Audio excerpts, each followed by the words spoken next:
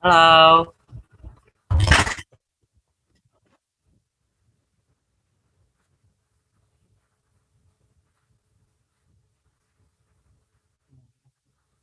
ya.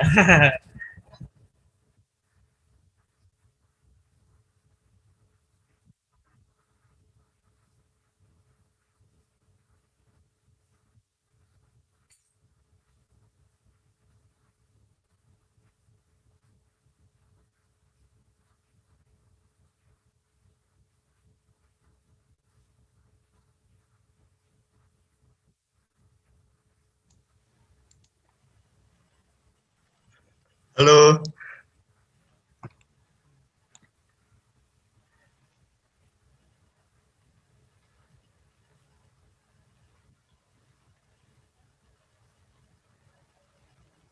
betul.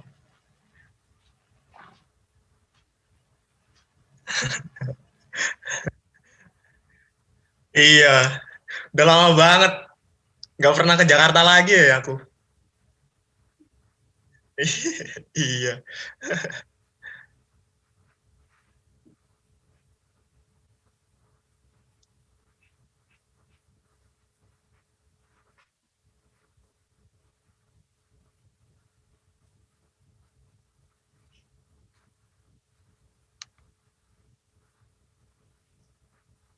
Oke, terima kasih kepada Mas Bayu yang sudah memberikan waktunya dan atas sambutannya. Terima kasih.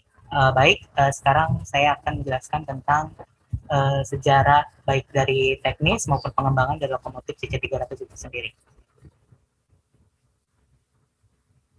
Nah, apakah host bisa untuk membolehkan saya untuk membagikan layar?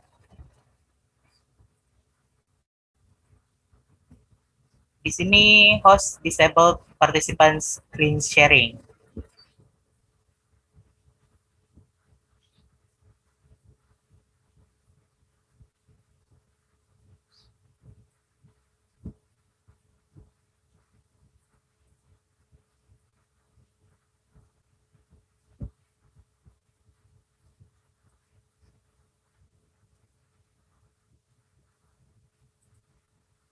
Oh ya, sebentar.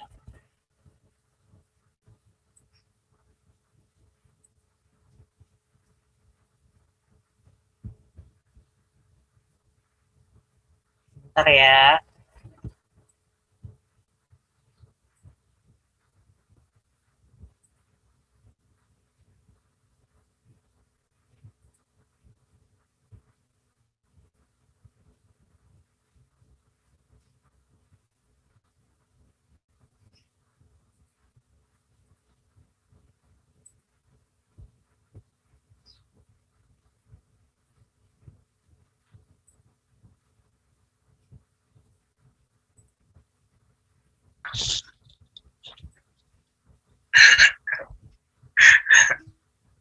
Betul. Iya, udah lama banget. Gak pernah ke Jakarta lagi ya. Iya, udah lama banget. Asem. Gak pernah ke Jakarta lagi ya. Wah, ini kenapa gini ya?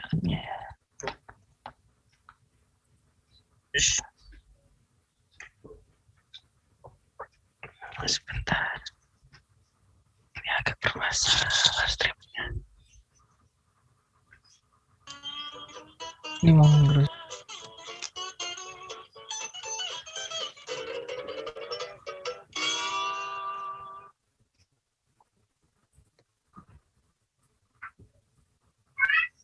Mungkin bisa dijadiin host kali ya. Ini si narasumbernya.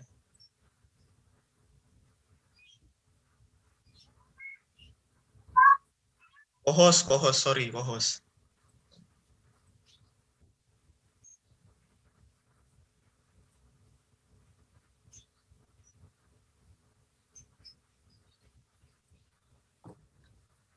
Oke, bentar.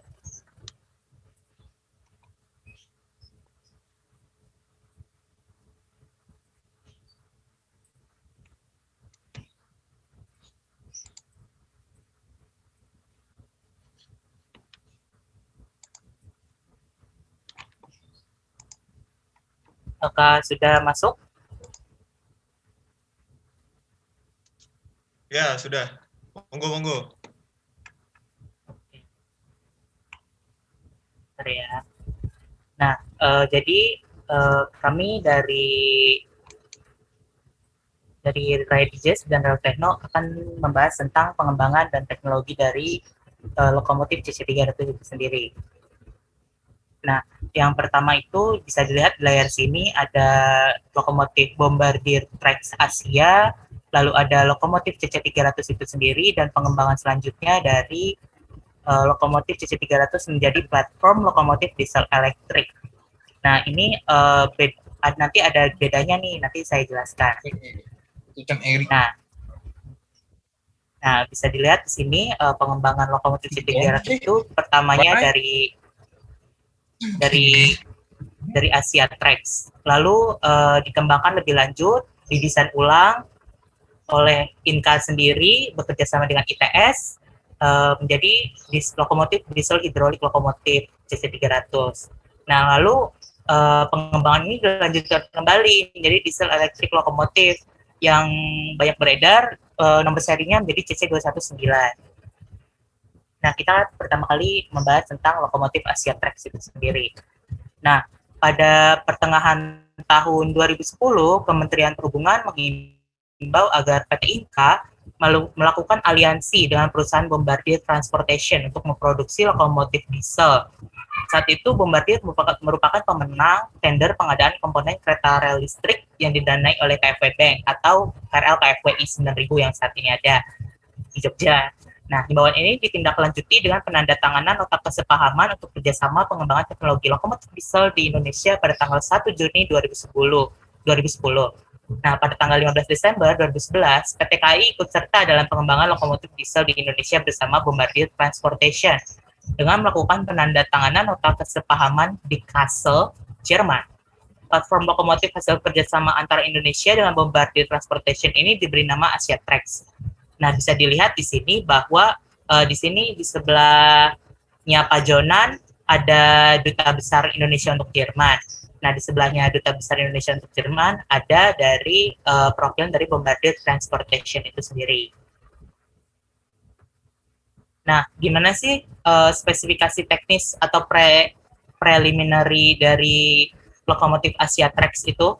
Nah, pertama itu untuk infrastruktur atau clearance gauge-nya itu berada di kawasan ASEAN seperti Indonesia, Malaysia, Taiwan, Thailand, Vietnam dengan gauge mulai dari 1000 sampai 1067 mm.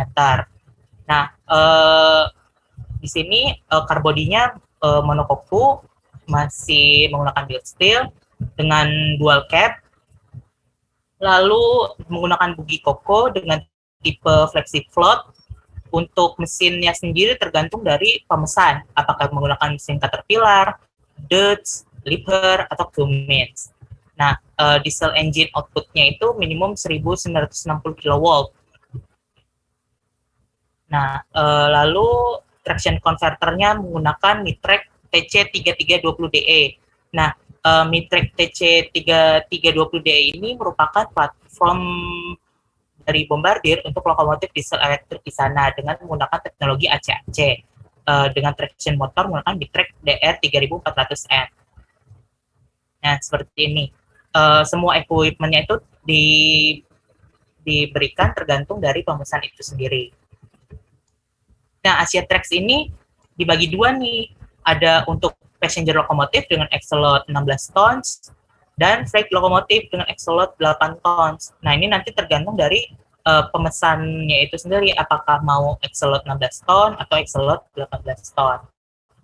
Nah, PT Inka, Bombardier Transportation, dan PT KAI berencana melakukan ekspansi pasar lokomotif di kawasan Asia Tenggara dengan menggunakan platform lokomotif Asia Trax ini.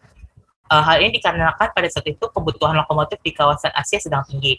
Menurut Direktur Utama Inka, Roos Diatmoko, kerjasama dua perusahaan ini didasari keinginan Bombardier dapat memasarkan lokomotifnya di Asia. Untuk itu, Bombardier merangkul Inka agar bisa merealisasikan strategi pemesanan tersebut. Upaya promosi lokomotif ini salah satunya dengan mengikuti tender lokomotif internasional di Malaysia dan Bangladesh pada tahun 2012 dengan masing-masing kebutuhan 70 lokomotif. Meskipun saat ini lokomotif Asia Trax belum mampu memasuki pasar di kawasan Asia, platform lokomotif ini menjadi batu pijakan baru untuk PT Inka untuk membangun lokomotif selanjutnya, yakni lokomotif CC300. Nah, yang kita tahu bahwa di Malaysia dan di Bangladesh saat ini, untuk Malaysia sendiri yang menang itu adalah CRRC, dan Bangladesh itu adalah Hyundai Rotem dan Progress Rail. Nah, sekarang kita bahas tentang lokomotif CC300-nya. Nah, lokomotif CC300 merupakan pengembangan lokomotif Inka selanjutnya.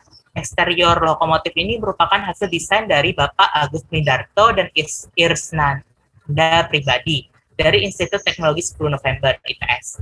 Desain lokomotif ini terinspirasi dari morfologi Badak Jawa. Desain lokomotif ini berbasis integrated digital design. Pada lokomotif ini, beberapa desain dari lokomotif Asia Trax masih dipertahankan. Salah satunya adalah bogi lokomotif yang merupakan tipe flexi float. Nah, lokomotif CC300 dilengkapi dengan sistem head and power atau HRP yang mampu menyuplai sistem kelistrikan rangkaian kereta api yang dibawanya.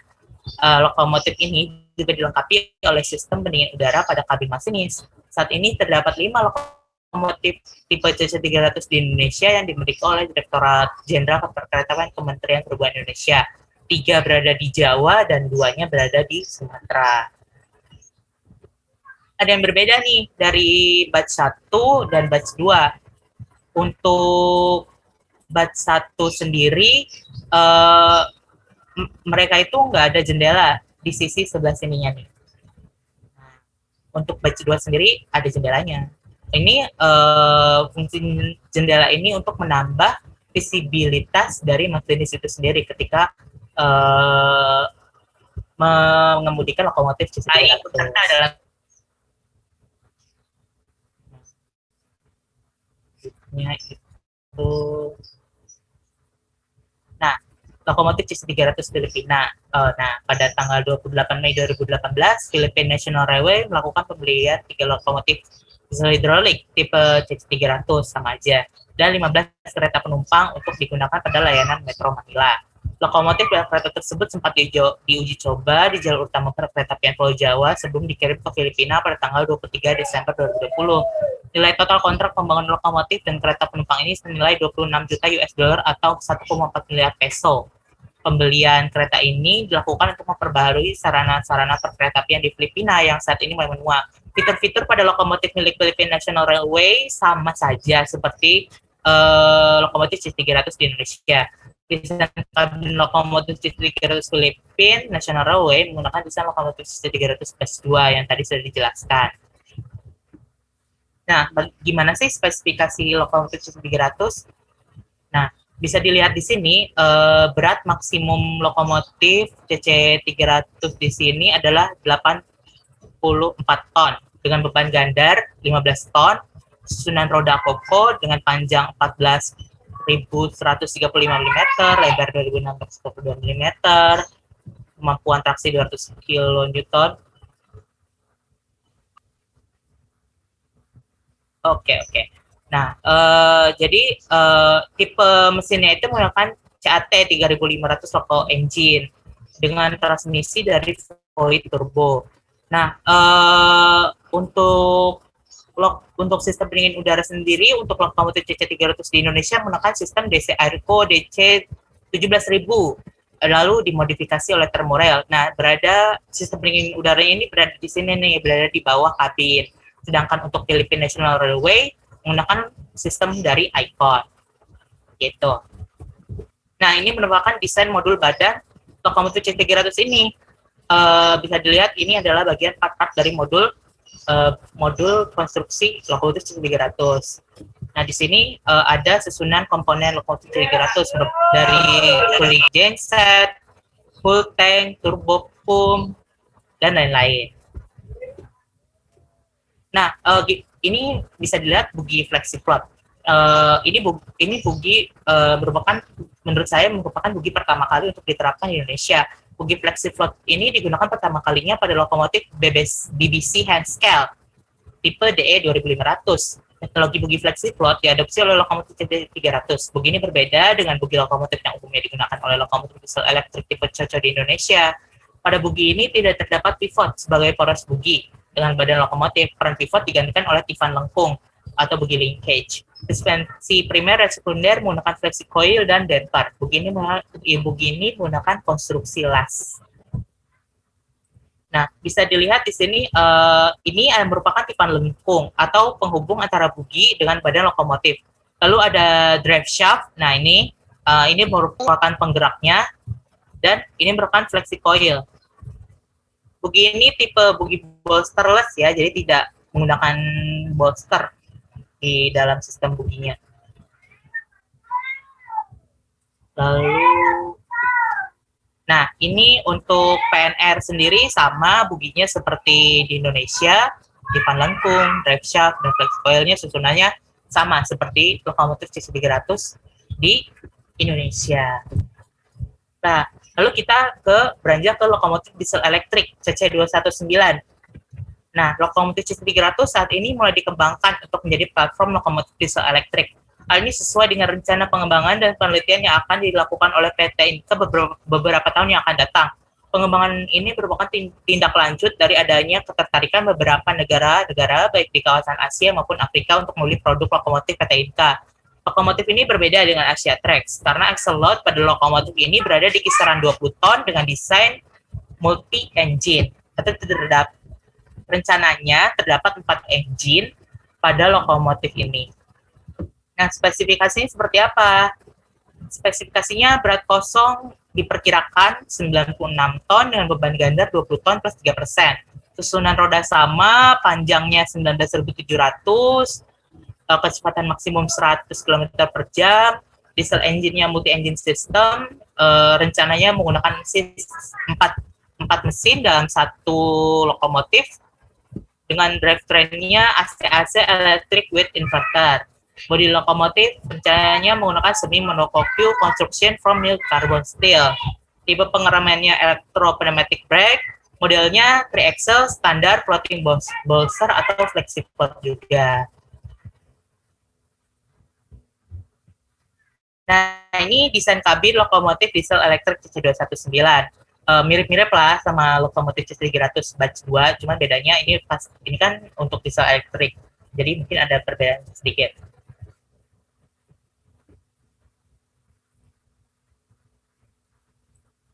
Nah, data-data yang tadi saya sampaikan sendiri merupakan paparan-paparan dari PT Inka baik di BPPT maupun ketika melakukan seminar maupun presentasi produk seperti di Railway Tech Indonesia baik dari tahun 2018-2019.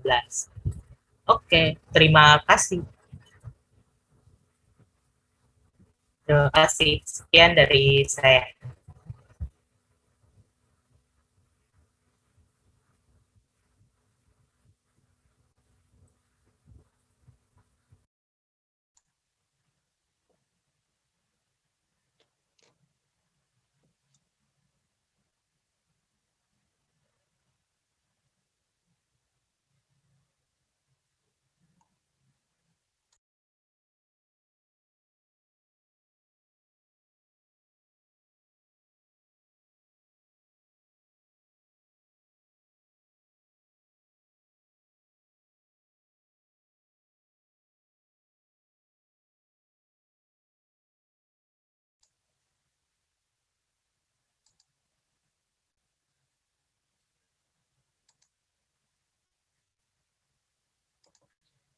Ya, halo, selamat sore semuanya. Sehat-sehat? Alhamdulillah sehat. Iya. Tadi sebenarnya udah cukup jelas ya, sangat jelas. Saya mungkin nambahin dikit-dikit aja ya. Tentang gimana proses desainnya, gimana kebutuhannya, studi gitu-gitu. Ya, nanti saya bakal jelaskan lagi lebih detail. Apa sih yang mempengaruhi desain lokomotif CC300 ini supaya sesuai dengan standar ergonomi manusia Indonesia. Soalnya ergonomi manusia Indonesia dan luar negeri pasti beda. Makanya ukuran lokomotifnya gede-gede dan segala macam. Ya itu nanti saya jelaskan secara detail. Mas Bayu bisa minta tolong di share screen, dijadiin co-host saya.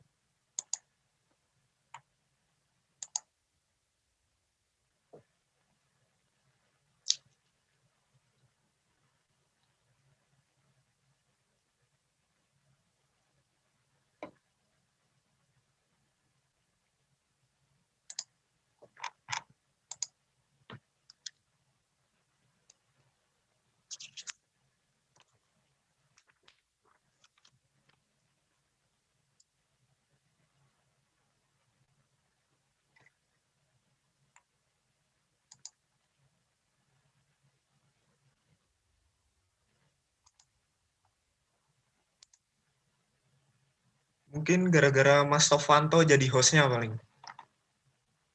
Boleh di ini aja, Dia apa tuh? diganti aja hostnya.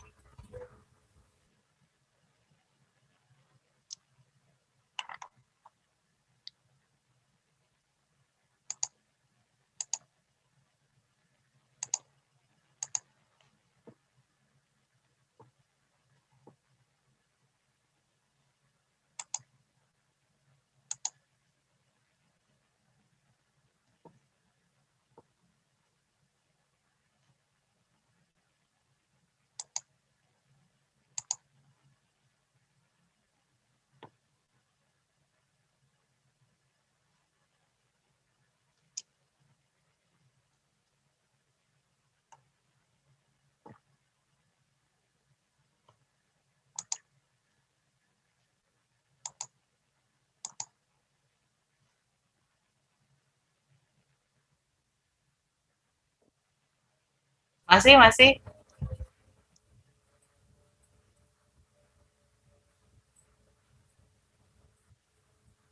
Co-host ya, sorry co-host, jangan jadi host nanti. Jadi nggak bisa ini nanti. Bakal ini aja. Jadi kalau nambah co-host nanti bisa yang host sama co-hostnya bisa ngatur itunya, presentasinya gitu. Ya, Bentar.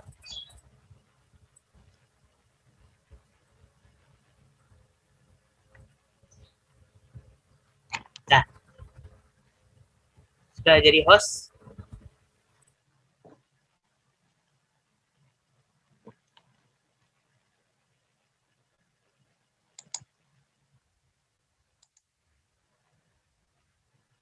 ya, oke.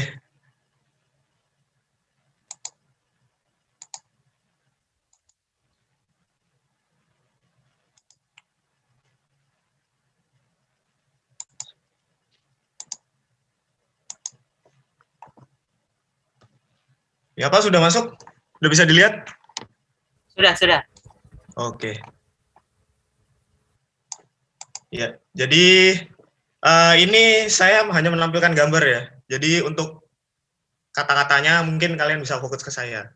Soalnya dalam dunia desain nanti kepecah konsentrasi kalian gitu. Ya, jadi yang pertama, exterior reference and need. Apa sih yang buat CC300 itu harus diproduksi? Pertama, karena emang tadi persaingan ya, sesuai apa kata Mas Rizky Novanto, persaingan Inka mau memperluas jangkauan pasarnya. Nah, dari situ DJKA mesen ke Inka untuk buat lokomotif. Inka, tolong bikinin lokomotif. Dengan spesifikasi ini dari mungkin ini dari DJKA ya. Jadi biasanya tuh dengan apa? Maksudnya badan-badan begitu, dia tuh mintanya multifungsi. Jadi mintanya bisa nerobos banjir. Itu pertama kenapa nggak kita buat CC300 sebagai lokomotif diesel elektrik dulu. Jadi kenapa harus hidrolik dulu gitu. Pertama untuk banjir. Yang kedua itu kenapa double kabin? Karena biar memudahkan masinisnya tidak memutar di turntable di dipo-dipo gitu. Jadi kan kalau misalkan short hood sama long hood bedanya jarak side visibility-nya berkurang kalau long hood itu. Makanya kenapa dibuat jadi double kabin. Itu yang kedua. Nah, yang ketiga, jadi yang saya tahu, ini CC300 adalah niatnya mau bikin sebagai kereta pembangkit juga. Gitu. Nah, jadi kereta pembangkit ini, lokomotif plus pembangkit ini adalah yang dulu-dulu itu prototipe kereta diesel elektrik ini yang pernah juga dicoba cuman gagal ya. karena space-nya kurang dan segala macam gitu. Makanya CC300 ini dibuat tidak ada side pijakan sampingnya. Seperti lokomotif-lokomotif seperti yang saya share sekarang ini, CC203, CC204 gitu. Nah, itu bodinya dibuat full, jadi dia bisa memaksimalkan ruang di dalamnya untuk mesin, pembangkit itu tadi. Nah, namun kelemahannya adalah belum 100% sempurna, itu masih prototype. Gitu. Nah, lanjutnya,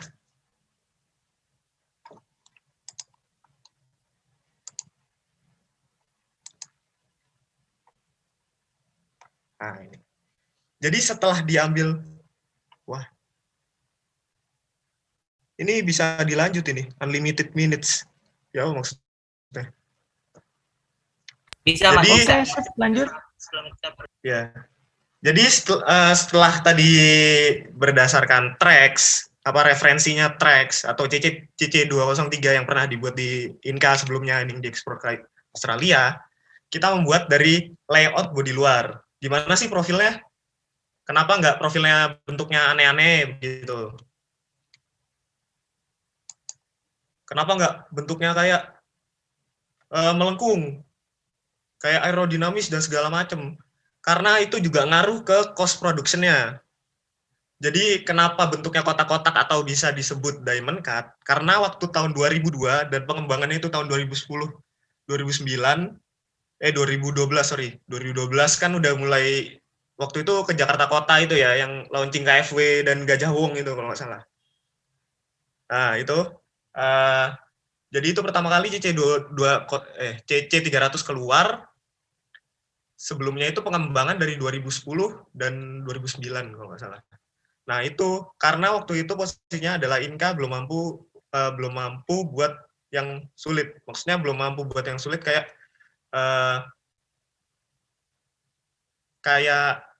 ini loh, kayak ya yang kenapa bentuknya melengkung dan segala macam gitu.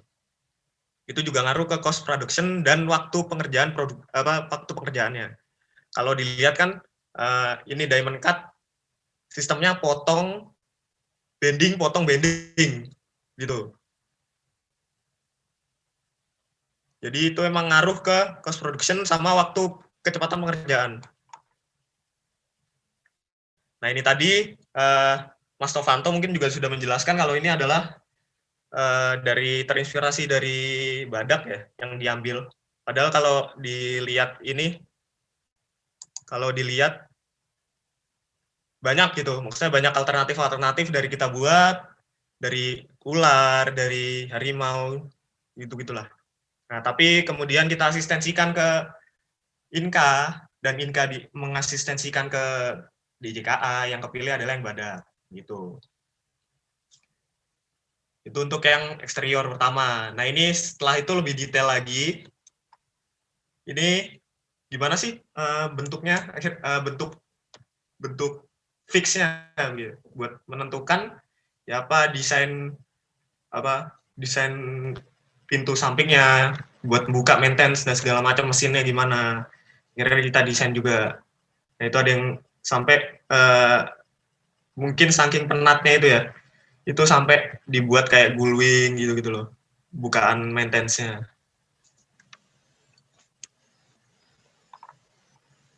Nah, ini untuk yang buat kabinnya, kita berdasarkan tadi balik lagi ke CC203, 204 yang pernah diproduksi di Inka yang ke Australia.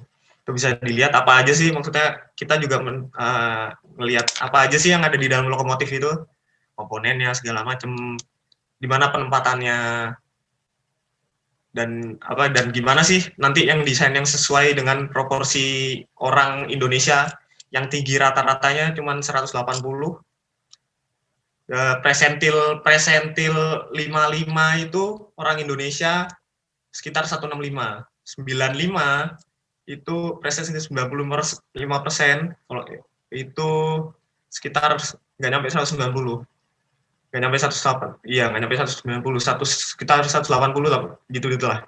Nah, untuk yang presentil paling rendahnya paling banyak itu sekitar 140, 130, ya 140 ke 150. Begitu. Nah, nanti itu nanti mempengaruhi dari lebar kursi, tinggi dudukannya yang sesuai dengan punggungnya masinis Indonesia itu enak atau enggak, jangkauannya gimana. Nah, ini balik lagi ke mengacu ke UIC 615 apa 651, saya lupa, yang tentang driver cap. Mungkin kalau saya salah 651, Mas. 651, ya 651 itu. Nah, itu di situ sangat jelas mulai jangkauannya, derajatnya dari mata ngadep ke depan itu ke atas berapa persen, ke bawah berapa persen, itu buat tentuin atas sama bawahnya jendela. Jendela window, windshield. Nah, untuk sampingnya itu biar ngelihat rambu apa sih, ya semboyan atau sinyal gitu. Nah, jadi jangkauannya itu driver desk-nya ini gimana caranya masinis senderan dia bisa ngejangkau semuanya. Maksudnya yang area ininya, area kerjanya dia. Nah, ini ada proses digital modeling dan prototyping. Dari semuanya itu proses desain berangkat dari digital modeling atau 3D modeling. Tapi itu emang terukur 1:1 sesuai apa yang dipakai di Inventor, ini software-nya. Inventor, SolidWorks, gitu-gitulah. Pokoknya software engineering, mungkin bisa Rhino atau apa gitu. Nah, ini sesuai, maksudnya posisi penempatan ini, rangka-rangkanya ini sesuai dengan penyesuaian dari bentuk eksteriornya, yang tadi dari diamond cut. Nah, sebelah kanan itu adalah digital modeling dari interiornya.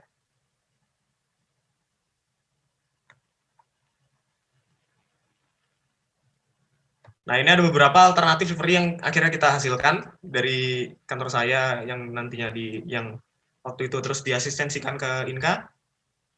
Yang kepilih SIM nomor, sebenarnya ada SIM-nya ada banyak ya, cuman yang diambil yang penting-penting aja mungkin. Ya, jadi yang diambil SIM 6. Nah, ini di Inka ini prototipe itu adalah yang nantinya jadi kereta jalan. Jadi prototipe itu nggak pasti dipakai. Itu juga memangkas